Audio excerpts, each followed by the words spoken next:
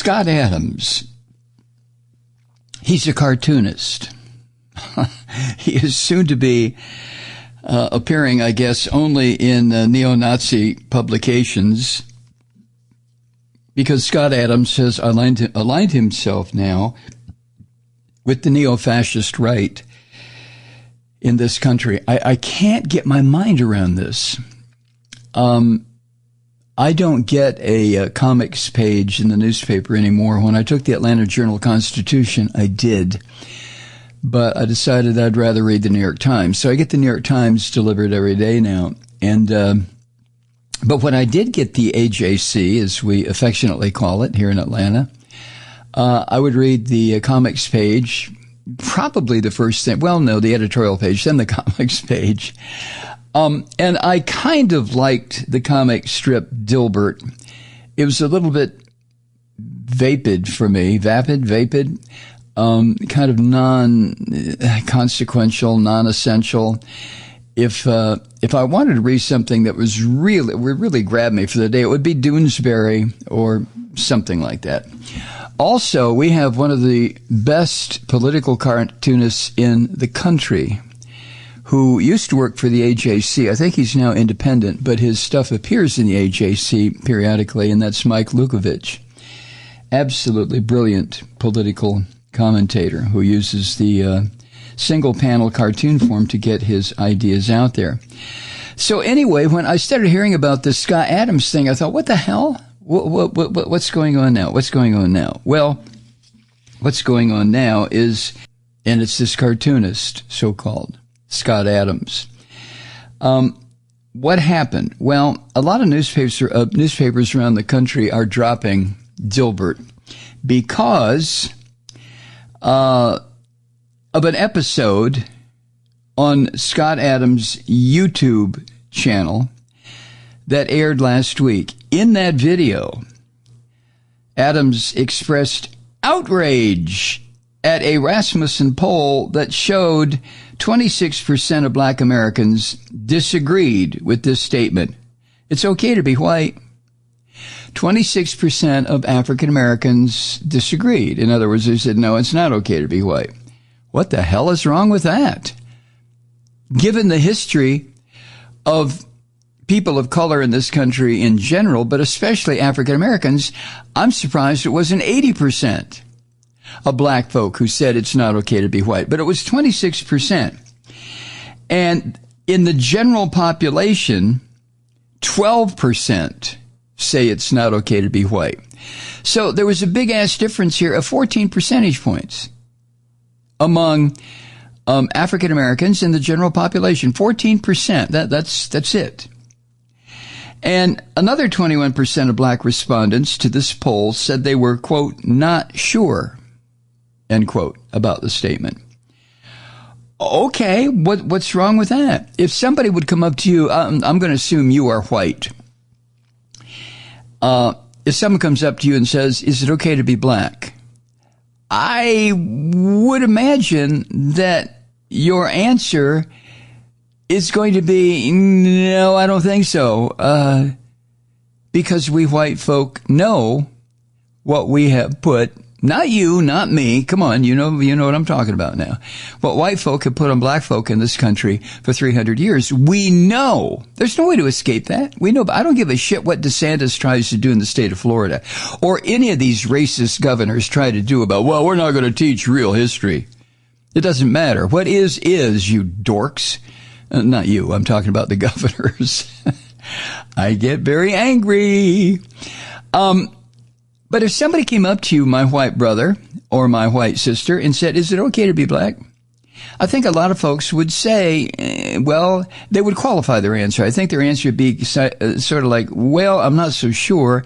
I would imagine it is, but given what I know about the history of black folk in this country, I got to say, no, it's not okay to be black because of what they have dealt with, what they have to deal with, and what is on the horizon for the foreseeable future. That would be a rational answer, wouldn't it? If somebody walked up to a black person, if you are black, my brother or sister listener, if somebody came up to you and said, is it okay to be white? That requires some thought, doesn't it? It does. It requires some, is it okay to be white? Well, you would think, or I would think, that answer would have been a higher percentage because if I'm a black person, and I think what white people have and have always had in this country, in this society, in this turtle island, whatever you want to call us, if I think about what white people have always had, I would think to myself, yeah, it's okay to be white. You're at the top of the food chain. You have all the power. Oh, sure, it'd be okay to be white. Now, I'm not sure of what the underlying message of the questions were. I mean, was it just a question or was there context to the question? You see, I don't know. But Scott Adams lost his shit about it. I mean, he really lost it. Now, first of all, let me tell you that the question originated, or the statement originated, in part by the fact that it started as part of an online trolling campaign by the neo-Nazi right wing in this country, and eventually was embraced by the white devils, the white supremacists in this country. This is according to the Anti-Defamation League, who did the research on this. But Scott Adams decided that the statement proves that black Americans hate white Americans. What? If 14% of black Americans, when asked, is it okay to be white, said no, or not sure, or whatever, and this racist little prick Scott Adams with his dumb shit Dilbert cartoon character all of a sudden jumps up on his bony little feet and says, oh, well, they must be racist. Black folk. In the first place, in my opinion, black folk can't be racist to begin with. They can be exclusionary. They can be withdrawn from the dominant race in this country. But racist means you write the laws. You determine the direction the country is going to go in where it concerns equal justice under law or equal opportunity. Black folk don't have that power. They never have had. Oh, yeah, we've had a black president. We have a black vice president. Yeah, blah, blah, blah, blah. I understand that. But the institution of racism is so embedded in this country that most of us whites are not even aware of it. I mean, we don't think about it. Why should we think about it? We don't have to deal with it, right? Okay, I have to stop now and have a sip of River Moon coffee. I'm getting too het up, as we say here in the South. Okay. So Scott Adams took the results of this poll, and he said this, quote, this is on his YouTube bullshit thing.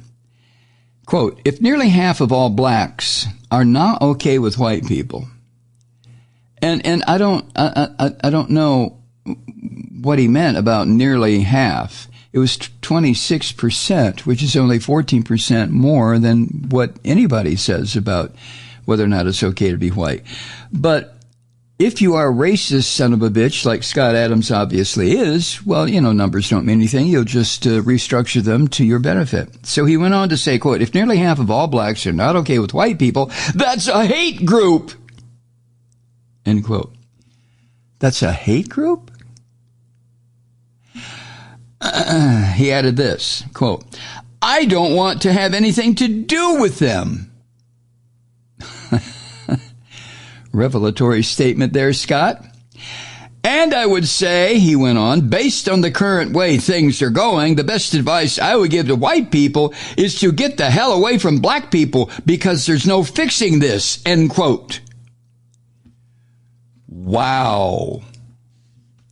Now, as is so often the case, somebody who makes a racist statement like this, or any statement that is just deeply rooted and embedded in ignorance, stupidity, anti-Semitism, anti-Islam, anti-anything, bigotry against people of color, they reveal more in their statements than they're aware of.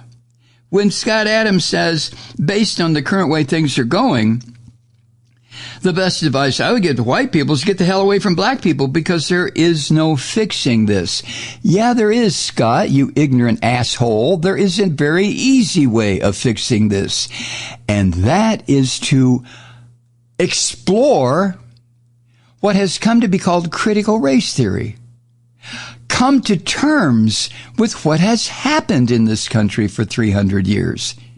So there is a way of fixing this, Scott. It's just that racist jerkwads like you can't get your mind around it. And so you want everybody to think the way you think. Well, the best advice I give to white people is get the hell away from black people. Oh, that's great, Scott. That's a great statement. What a jerk-ass.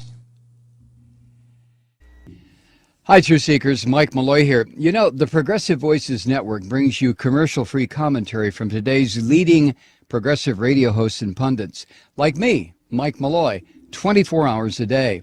I'm not your typical old guy from the 80s or the 90s talk radio host, and Progressive Voices is not your typical talk radio network. It's a listener-supported nonprofit with no corporate control whatsoever over our broadcast. So hosts like me, Mike Malloy, are free to rant and scream and carry on about whatever we like. We're often controversial, but we're never boring. Weeknights, 9 p.m. in the East, 6 p.m. in the West on the Progressive Voices Network. Always progressive, always on. I'm Mike Malloy. Keep it lit.